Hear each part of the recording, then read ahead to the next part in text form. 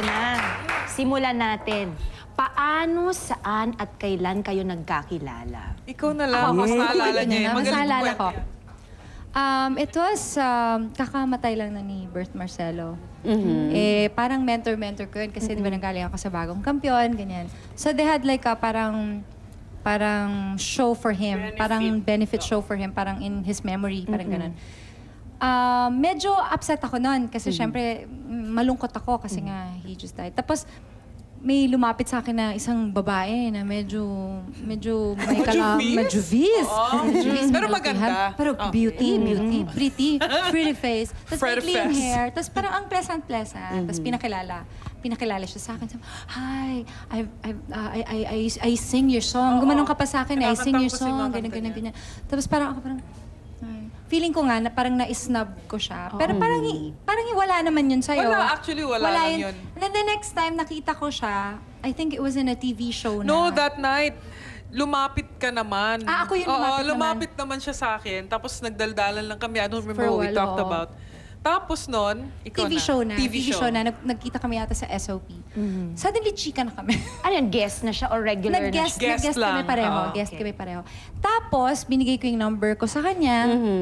Tapos, tumatawag siya sa akin. Bago pa yung cellphone nun, yung Bago malalaki, pa, oo, makakapal na phone, di ba? Para sa gera. Parang ano PLDT lineman, Nakakatawa gano'n. kasi nung kasi di ba, I also just left my manager nung time na yun, mga just a few months. So, kumbaga nadaanan ko rin yung pinagdaanan niya. So, nung pinagdadaanan niya yon, ako yung tinatawagan niya. So, For ganun. consultation. Kasi wala akong Wala siyang kilala eh. Wala akong friends na nasa show business. So, Ako yung siya kagad tinatawagan na isip kong tawagan. Uy, ano bang gagawin ko? Chuchu. So parang you were managing yourself at that time? No, I was being managed by Mamita, si Miss Tita Pilita Pilita. Morales. But I was going through something, hindi ako makapag-isip ng sinong tatanungin ko for an advice. So siya yung tinawagan ko. Basta pag meron siyang problema about siguro sa business, ganyan. Ako yung tinatawagan niya kasi parang siguro ako lang din yung may ako lang yung may number. Uy, may friends naman ako iba. May friends naman daw siya. Oo, hindi lang nga ako tinatawagan. So basically, doon nag-start talaga yung friendship. Nagtawagan na, ganon. Tawagan. Pero pakwento naman sa akin, ano paki-describe yung inyong relationship talaga? Yung inyong friendship? Mahaba na kasing panahon, no? From 1996 till now. It's so hard to, alam mo yung parang ihimay-himay. Ang Halukay, dami-dami na kasing nangyari. Hindi, pero alam mo, kasi kaming dalawa, hindi kami, basta nag-start lang yung friendship namin ng ganun lang. Di ba Wala usually lang. naman pagka, parang love din, di ba? Pagka kung mai in love ka sa isang tao, hindi mo naman pinipilit. For me, friendship is also like that. Na pag magiging best friends kayo, parang marirealize mo na lang, gano'n na nga tayo katagal magkaibigan. Tapos marirealize mo, Parang swan kasi. 96 ako dumating dito, January. kinakausap niya na ako nun.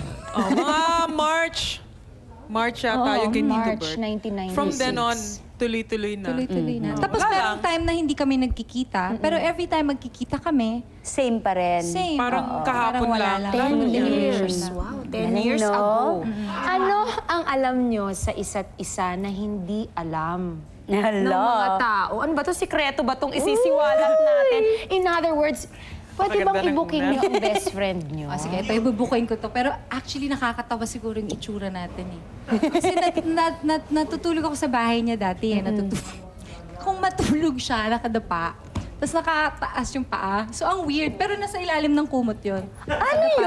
So may nakikita kang nakaganon na may ulo. kumot. Oo. Tapos eto, ganito ako matulog. Eto? Nakatihaya ako, tapos nakadikwatro. Sa ilalim na yun. Ang weird to, di ba? Weird namin tingnan yun. Ano yun? Naka-relax pa ho sila noon. Relax na Ganun relax kami kayo mag-warm matulog. up for Ganyan kami singing. matulog. Di ba?